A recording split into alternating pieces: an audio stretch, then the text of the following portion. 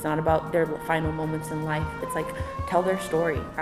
Teresa will talk more about, single story, but really, as our book says, stolen lives. Everyone like in life can be like an analogy of like writing your story, writing your book. You're your own author. And when people's lives are taken, it's someone cutting their story short. And often, far too often, media focuses on the last chapter of their life.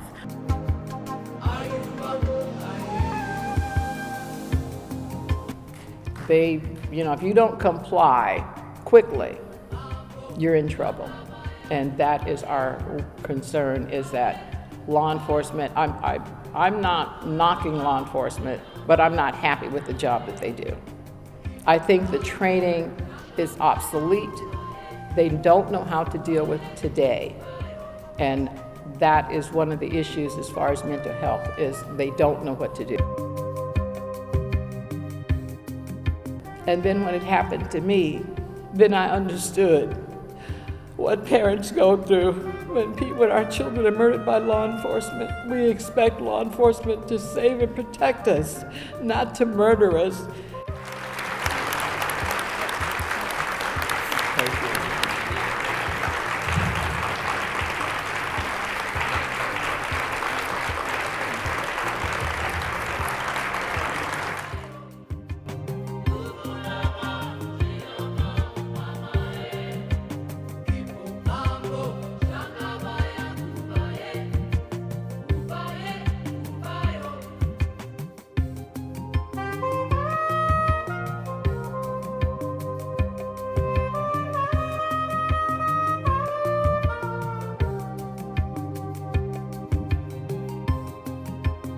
Hello, my name is Sarah Trail, and I started the Social Justice Sewing Academy.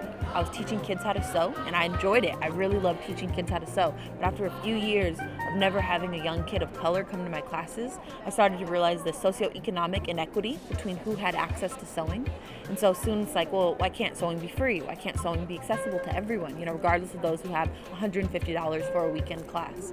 So I started SJSA after I graduated from UC Berkeley as a space where, a 501c3 nonprofit, as a space, not only a safe space, but a brave space where kids can express things that they care about, issues that matter to them, whether it's in their community, their schools, their, ethnicity, their identity, really whatever. If they want to make a block on being queer and closeted, if they want to make a block on, their schools having an unfair dress code disproportionately over-sexualizing the girls, they can do a block on any and everything, because social justice really is a broad umbrella. There's not a right or wrong, there's not a black or white issue. And so after we sew these blocks, we make community quilts that feature what kids do. And then through an idea that kids were creating after seeing the AIDS quilt, they've been like, let's make our own AIDS quilt, and let's call it, something else, and let's do it for people getting killed by police, being killed because they're trans, being killed by accidental drive-by bullets because their communities are unsafe, being killed by domestic violence. And so I'm like, let's make our own. So because not all kids have the time, talent, and really the resources themselves, I said, let's bring in the already amazing community that we've already volunteered with. So we opened it up to the public, and we have this collection of thousands of names. And so volunteers sign up and they get assigned a name, and then we send them their name, and then they do their research. Who was this person? What do they like to do? What were their favorite colors? What, things mattered to them? And so then they get their name, they make their block, they send us the block, and then we have sew days as a community, and we sew the blocks together to be banners. And then we have volunteers who long arm them, volunteers who bind them. So really what you're looking, at in this exhibit is not only countless hours of volunteers' time, but also countless hours of just patience, dedication, and really, countless hours of amplifying other people's stories.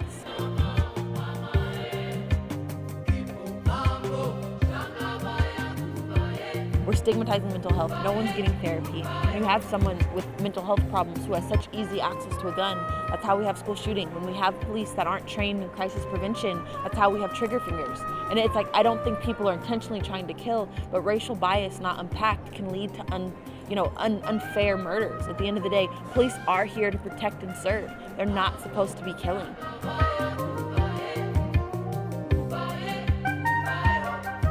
Hi, my name is Stephanie Valencia, and I am the Exhibits and Outreach Coordinator.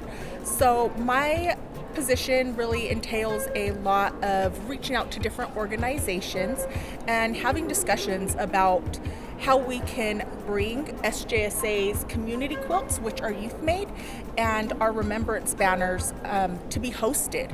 by facilities, organizations in the community, as well as museums and libraries and schools. Part of the beauty of making art quilts is that you don't need perfection. You don't have to have everything that lines up. Your stitching doesn't have to be exact. It's all about the fabric. It's all about the message. It's about getting the word out, and then we pass it to the embroidery volunteers who really amplify the message and kind of add those finishing touches that make it nice. So if you are a kid and you want to, you can reach out to SJSA. We have an Instagram, we have a Facebook, we do have a website, and just send a message and say, hey, I go to this school, I would really like to have a workshop. Or you can ask an adult that's in your life that's in a position to host a workshop, so such as an educator, a librarian, anyone that you have any form of relationship with, and they can go onto the website and fill out our information form, and then everything to do with exhibits gets forwarded to me. So I would reach out to that adult, and that would be a pretty seamless process as well. And then we also run an incubator, so there's lots of things that youth can become involved with. So for young entrepreneurs, we're trying to do every summer a grant to go out and do something in your community. If anyone is interested in booking exhibits, we have 2 different kinds, and we do intermix them. And you can reach out to me at stephanie@sjsaacademy.com. We are also booking for the Remembrance Project, which are the banners that are highlighted in the book, and I could also help you with that as well.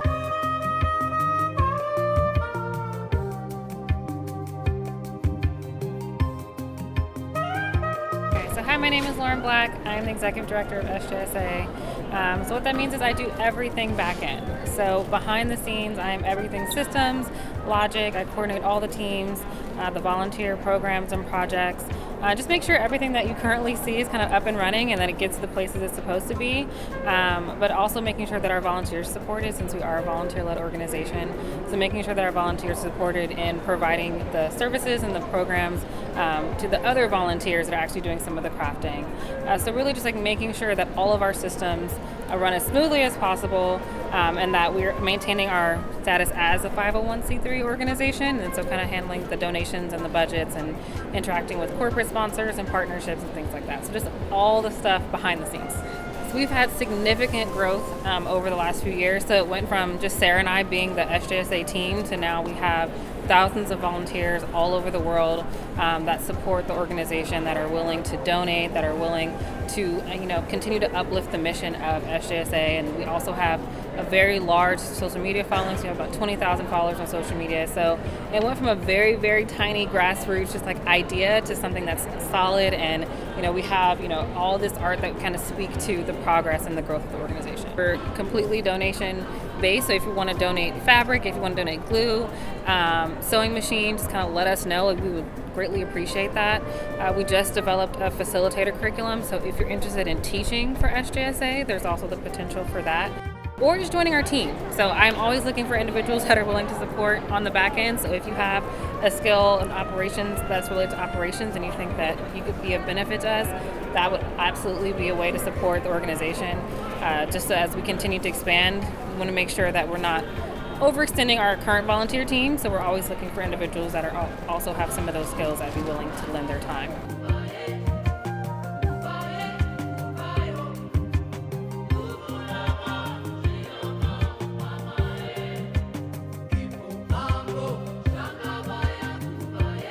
Yeah, my name is Janine LeBate, and I've been a volunteer with SJSA since 2016, 2017. When I learned about Sarah's work, I was able to coordinate a workshop in Memphis, Tennessee with my students, and Sarah was able to come out and do the workshop with us. Prior to that, I was just embroidering blocks. So students' individual blocks, I was embroidering that before I was introduced it into my curriculum. And it would be amazing to just go into a coffee shop or a restaurant in a public space and just embroider this student's issue of some social injustice that I could then learn more about.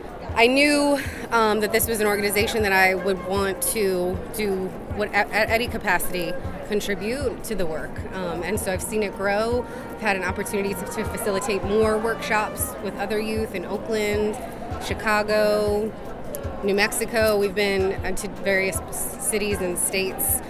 My work as an educator is guided toward, is like reaching toward the youth to bring this work toward them, and then having an opportunity to step back, like even in where I stand in the space during the workshops.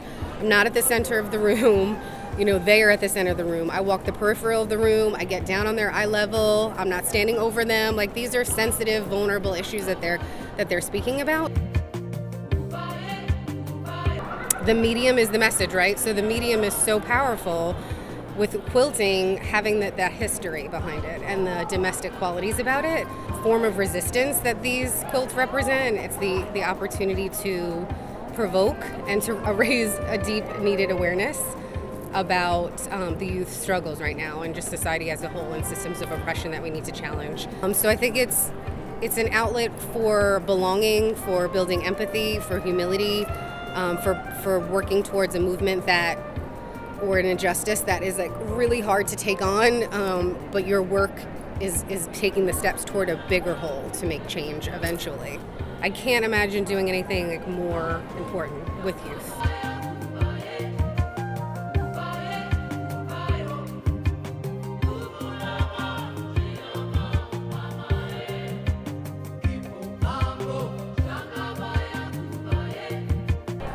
But I think the one that aesthetically really hit me was this one. Yeah. And part of why is because it's such a beautiful block, but the meaning behind it is not necessarily clear to the viewer. Yeah. So it was really neat to think about what that could mean to the person who made it.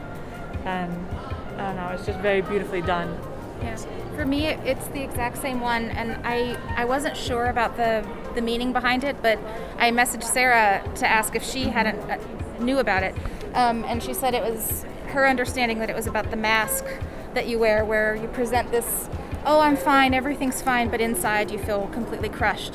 And so for a person who's younger to already, of course, be in that space where they feel like they have to do that, as so many people do, it's devastating.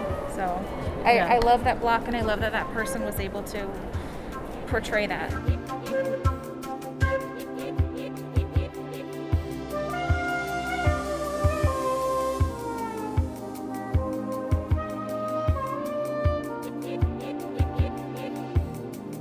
I am the grandmother of Stephen Taylor, who was murdered in San Leandro at Walmart, April the 18th, 2020. And this quilt is made by Latifah. These are his jeans. I belong to an organization called Justice for Stephen Taylor, and it was put together by students that he went to school with in San Leandro High. Stephen was in a mental health crisis when he was murdered by San Leandro police officer Jason Fletcher. From the time the officer walked in to the time he was murdered, it was 40 seconds. There was no de-escalation. There was no mental health person to call.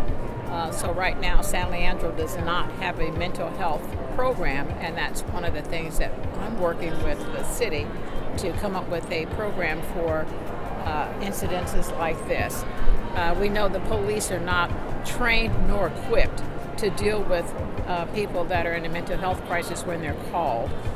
They do what they do because that's what they're trained to do. They're not trained to work with people that are in a crisis. And so it is so very important that we realize that mental health is real, and it is a big part of what's going on in our communities today.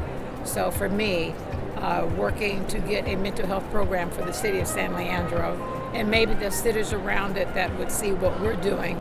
I think people that have been affected by this, we're the only ones that can really tell you what we think needs to be done, because people now are afraid to call the police.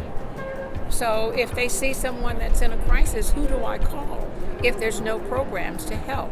Too bad everyone in the country can't see what Social Justice Sewing Academy is doing. And if you have someone that's died or been murdered, this is my way of remembering the good things, not the bad things, but the good things about Stephen. And he loved to sing. He loved his sons. He loved me. And he loved his friends, and his friends loved him.